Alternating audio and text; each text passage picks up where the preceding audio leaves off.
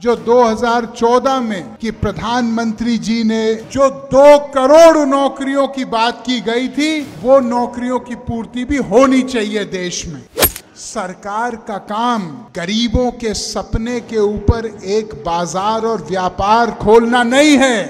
केवल हिंदू मुस्लिम नफरत गर्दी चल रही है कि रोजगार की लड़ाई में कहीं ना कहीं हमारा देश पिछड़ते जा रहा है, कि हमारे देश में सरकारी पद 1 करोड़ से ज्यादा रिक्त पद इस समय भारत सरकार में खाली पद पड़े हैं। ये मैं नहीं कहता, ये सरकार का अपना आंकड़ा कहता है।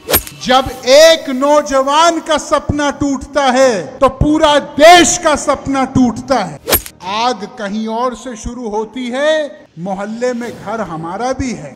जो सरकार ने वादा किया है, हम देश की जनता उम्मीद ये करते हैं कि उस वादा की पूर्ण पूर्ति होगी। केवल जो पेपर की फीस होती है परीक्षार्थियों की, अभ्यर्थियों की, उससे सरकार 1300 करोड़ रुपए हर सालाना कमाती है। सरकार का काम गरीबों के सपने के ऊपर एक बाजार और व्यापार खोलना नहीं है। तो क्या अगर वो देश के लिए अपना खून देना चाहता है तो क्या उसका खून बेकार है देश के लिए?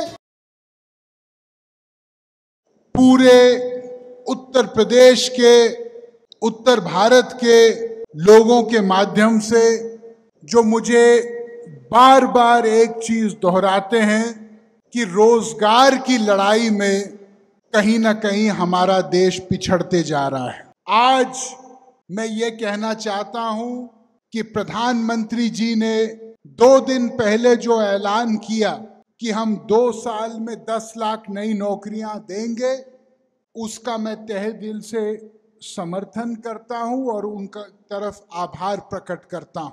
ये सच है कि यदि 10 लाख नौकरियां 2 साल में मिलेंगी तो देश में बहुत सारे परिवार खड़े उठेंगे। लेकिन साथ साथ मैं ये कहना चाहता हूं कि हमारे देश में सरकारी पद 1 करोड़ से ज्यादा रिक्त पद इस समय भारत सरकार में खाली पद पड़े हैं। ये मैं नहीं कहता, ये सरकार का अपना आंकड़ा कहता है। मैं प्रधानमंत्री जी से निवेदन करना चाहता हूं कि इससे पहले कि हम लोग 10 लाख नई नौकरियां बनाए, ये 1 करोड़ जो खाली पद हैं, अगर ये 1 करोड़ खाली पद ही हम लोग उनकी भरपाई करें तो लगभग 5 से 10 करोड़ लोग खड़े उठेंगे। हमारे देश में अगर एक आदमी का खून गिरता है तो पूरे देश का खून गिरता है। जब एक नौजवान का सपना टूटता है तो पूरा देश का सपना टूटता है। ये सवाल किसी दूसरे का नहीं है। आग कहीं और से शुरू होती है, मोहल्ले में घर हमारा भी है। हम लोगों को इस बात का ध्यान देना है।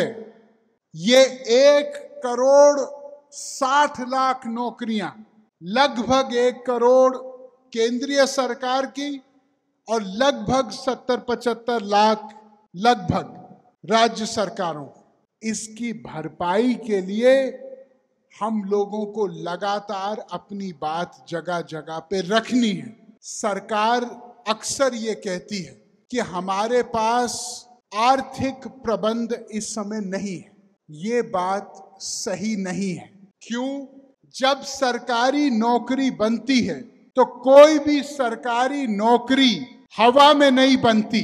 सरकारी नौकरी बनने के साथ साथ ज्यों का त्यों आर्थिक प्रबंध होता है। अगर उस पैसे का कहीं और उपयोग हो गया तो इसके जिम्मेदार देश के नौजवान, देश के किसान और हमारे नौकरी ढूंढने वाली पीढ़ी नहीं है। जो सरकार ने वादा किया है, हम देश की जनता उम्मीद ये करते हैं कि उस वादा की पूर्ण पूर्ति होगी।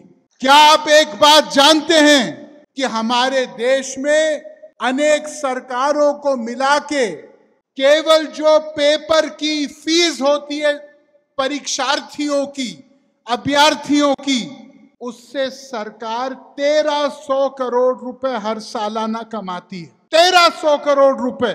सरकार का काम गरीबों के सपने के ऊपर एक बाजार और व्यापार खोलना नहीं है, सपनों की पूर्ति करना है। मैं सरकार से निवेदन करना चाहता हूं कि जो परीक्षार्थी है उसके एग्जाम देने पर यदि जगह नहीं मिली तो मेरा हाथ जोड़ के निवेदन है कि सरकार उनका एग्जाम फीस उनको लौटाना चाहिए वापस। कोई भी पारदर्शिता या समय सीमाबद्ध प्रणाली नहीं है हमारे देश में। आप जानते हो कि अक्सर ऐसा होता है कि 2016 में कोई परीक्षा लिखता है और ज्वाइनिंग लोगों की होती है 2022 में। क्यों? क्या आप जानते हो कि हमारे देश में जब एक नौजवान किसान, छोटा व्यापारी जाके लोन लेने की प्रक्रिया शुरू करता है तो इसके आंकड़े मैं आपको बताना चाहता हूं, 80% के आसपास लोन हमारे देश में, सरकारी आंकड़ा है, मेरा आंकड़ा नहीं है, लगभग 80% लोन उन उद्योगपतियों को केवल मिलते हैं जिनकी सालाना लेन देन, जिनका ईयरली टर्नओवर 100 करोड़ से ऊपर है।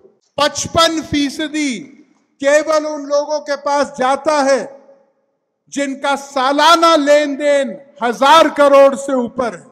यह सरकारी आंकड़ा है वित्त मंत्रालय का। जो बाकी 20% है वो कहां जाता है? 20% में 13% उन उद्योगों को जाता है जो सालाना लेन देन 5 करोड़ से लेकर 100 करोड़ तक है। इसका मतलब 99.9% जो भारत है उसको मात्र 7% लोन मिलता है हिंदुस्तान का। अब जब एक आम आदमी आत्मनिर्भर होने का रास्ता तय करेगा तो क्या वो अपने माता पिता से पूरे पैसे ले सकता है? नहीं ले सकता, क्योंकि इतनी किसी के पास आमदनी नहीं है। उसको बैंक से मदद की जरूरत है। अब जब बैंक में सारे मदद की प्रणाली ही समाप्त है एक आम इंसान के लिए, तो वो सपना क्या साकार हो सकता है? आप मुझे बताइए। हम लोग ये चाहते हैं कि 10 लाख नौकरियां जो प्रधानमंत्री जी ने घोषित की वो जल्दी से जल्द हो, मुझे पूरा भरोसा है होगा। साथ साथ जो 2014 में मुख्य पत्र में कहा था कि 2 करोड़ नौकरी प्रति वर्ष मिलेगी, उसके ऊपर भी हम लोगों को सोचना है। और मैं जानता हूं कि दुनिया की आर्थिक परिस्थितियां इस समय बहुत आसान नहीं हैं। मैं किसी के ऊपर दोष नहीं डाल रहा, लेकिन मैं केवल एक बात बोलना चाहता हूं कि ये 10 लाख शुरुआत होनी चाहिए। ये 10 लाख इस रास्ते का अंत नहीं होना चाहिए। जो 2 करोड़ नौकरियों की बात की गई थी वो नौकरियों की पूर्ति भी होनी चाहिए देश में, तभी गरीबी छटेगी। बात करना चाहता हूं इस अग्निपथ योजना की, जिसके ऊपर आज ही मैंने एक पत्र लिखा है माननीय रक्षा मंत्री जी को। ये अग्निपथ जो योजना है इसके बारे में कई नौजवानों ने पिछले 2 दिन में मुझे सोशल मीडिया पे लिख के, फेसबुक, ट्विटर पे लिख के अपनी चिंताएं मेरे सामने रखी हैं। भाइयों, मैं सेना में तैनात एक नौजवान को एक सरकारी नौकर मुलाजिम नहीं मानता। मैं उसको एक तपस्वी, एक योद्धा मानता हूं। मैं ये मानता हूं कि जो आदमी ने अपने जीवन का सर्वस्व न्योछावर करके अपने देश के नाम त्याग करते हुए दिया है, वो आदमी तनख्वाह के लिए नहीं जी रहा, वो आदमी देश के लिए अपना बलिदान देने के लिए जी रहा है। हम उसको तनख्वाह तक सीमित ना करें, ना उसको आंखें तनख्वाह से। भाइयों, सेना की तैनाती एक बहुत घोर संकल्प और तपस्या है। मैं आपसे एक प्रश्न पूछना चाहता हूं। आज अगर कोई ये कहे कि आधे समय कोई परचून की दुकान चलाएगा और आधे समय कोई सेना का काम करेगा, तो क्या हमारी देश के रक्षा के ऊपर प्रश्न चिन्ह उठेगा कि नहीं उठेगा?